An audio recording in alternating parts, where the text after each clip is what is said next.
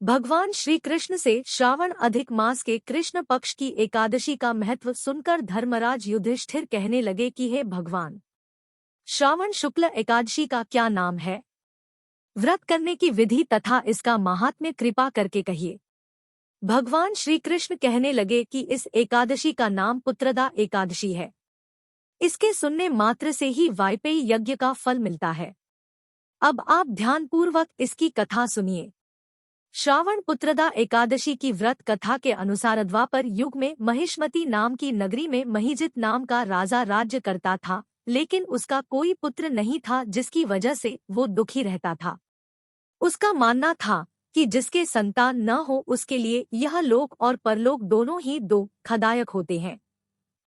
पुत्र सुख की प्राप्ति के लिए राजा ने अनेक उपाय किए, लेकिन फिर भी उन्हें पुत्र की प्राप्ति नहीं हुई। एक दिन राजा ने प्रजा के प्रतिनिधियों को बुलाया और कहा, हे प्रजाजनों, मेरे खजाने में सिर्फ न्याय से उपार्जन किया हुआ धन है। न मैंने कभी देवताओं तथा ब्राह्मणों का धन छीना और न किसी दूसरे की धरोहर अपने नाम की। अपनी प्रजा को पुत्र के समान पालता रहा, कभी किसी से घृणा नहीं की, सज्जनों की सदा पूजा करता हूँ। इस प्रकार धर्मयुक्त राज्य करते हुए भी मेरी कोई संतान नहीं है, सो मैं अत्यंत दुख पा रहा हूँ। इसका क्या कारण है?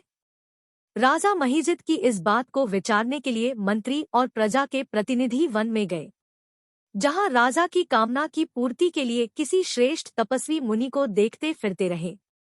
एक आश्रम में उन्होंने धर्म के ज्ञाता, बड़े तपस्वी, सनातन धर्म के गूढ़ तत्वों को जानने वाले, समस्त शास्त्रों के ज्ञाता महात्मा लोमश मुनि को देखा। सबने जाकर ऋषि को प्रणाम किया। उन लोगों को देखकर मुनि ने पूछा कि आप लोग यहाँ किस कारण से आए हैं? कृपया करके मुझे बताइए, मैं निस्संदेह आप लोगों का हित करूँगा। मेरा जन्म केवल दूसरों के उपकार के लिए हुआ है, इसमें संदेह मत करो। लोमश ऋषि के वचन सुनकर सब लोग बोले, हे महर्षि, हमारे राजा महिजित प्रजा का पुत्र के समान पालन करते हैं, फिर भी वह पुत्रहीन होने के कारण दुखी है। उन लोगों ने आगे कहा कि हम लोग उनकी प्रजा है। अब आप कृपा करके राजा के पुत्र होने का उपाय बतलाएं। प्रजा की बात सुनकर ऋषि ने थोड़ी देर के लिए नेत्र बंद किए और राजा के पूर्व जन्म का वृत्तांत जानकर कहने लगे कि यह राजा पूर्व जन्म में एक निर्धन वैश्य था। निर्धन होने की वजह से इसने कई बुरे कर्म किए। यह एक गांव से दूसरे गांव व्यापार करने जाया करता था। एक समय ज्येष्ठ मास के शुक्ल पक्ष की द्वादशी के दिन मध्याह्न के समय वो भूखा प्यासा जलाशय पर जल पीने गया। उसी स्थान पर एक तुरंत ही ब्याही हुई प्यासी गाय जल पी रही थी। राजा उस प्यासी गाय को हटाकर स्वयं जल पीने लगा। इसी वजह से राजा को यह दुख सहना पड़ा। एकादशी के दिन भूखा रहने से वह इस जन्म में राजा हुआ और प्यासी गाय को जल पीते हुए हटाने के कारण उसे इस जन्म में पुत्र वियोग का दुख सहना पड़ा। ऐसा सुनकर सब लोग कहने लगे कि हे ऋषि, राजा का यह पाप नष्ट हो जाए, आप ऐसा उपाय बताइए।